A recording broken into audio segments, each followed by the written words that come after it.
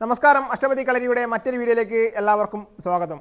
ഇന്ന് നമ്മൾ പഠിക്കുന്നത് നമ്മുടെ ഷർട്ടിനോ അല്ലെങ്കിൽ കോളർക്കോ ആരെങ്കിലും പിടിച്ചു കഴിഞ്ഞാൽ അതിൽ നിന്ന് എങ്ങനെ രക്ഷപ്പെടാം അല്ലെങ്കിൽ അതിനെ എങ്ങനെ പ്രതിരോധിക്കാം എന്നുള്ള ഒരു വിദ്യയാണ്.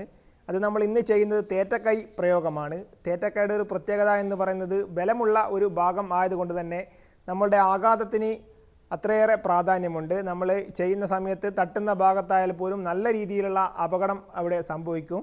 അപ്പോൾ അത് ചെയ്യുന്ന വഴി നമുക്കൊന്ന് പരിചയപ്പെടാം. അപ്പോൾ നമ്മുടെ ഷർട്ടിന് ഈ ഒരു രീതിയിൽ പിടിക്കുന്ന അവസരത്തിൽ നമ്മുടെ ഇടത് കൈ, അതായത് പിടിച്ച ആൾ വലത് കൈ കൊണ്ടാണ് പിടിച്ചതെങ്കിൽ നമ്മുടെ ഇടത് കൈ കൊണ്ട് നമ്മൾ ഈ ഒരു രീതിയിൽ നമ്മൾ മടക്കി എതിരാളിയുടെ കൈയുടെ മടക്ക് ഈ ഒരു രീതിയിൽ അടിച്ച് താഴ്ത്തണം.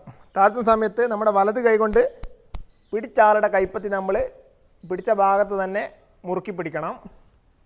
ഈ ഒരു രീതിയിലാണ് നമ്മൾ അടിച്ച് മടക്കുന്നത്. അതേ അവസരത്തിൽ തന്നെ നമ്മൾ വലത് കൈയിൽ മുന്നോട്ടേക്ക് കയറ്റിക്കൊണ്ട് നമ്മുടെ വലത് കൈ കൊണ്ട് തേറ്റക്കൈ ഭാഗം ആളുടെ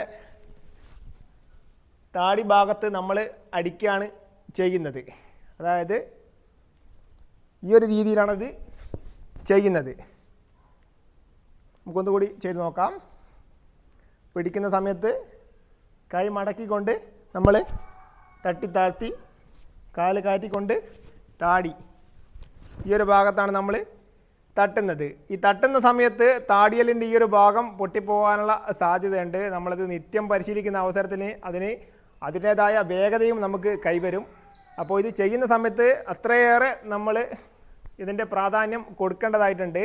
അപ്പോൾ പരിശീലിച്ച് വെക്കുക എന്നുള്ള ഒരു ഉപാധി മാത്രമായിരിക്കണം. കാരണം കല എന്നുള്ളൊരു കാര്യം നമുക്ക് നഷ്ടപ്പെട്ടു പോകരുത്.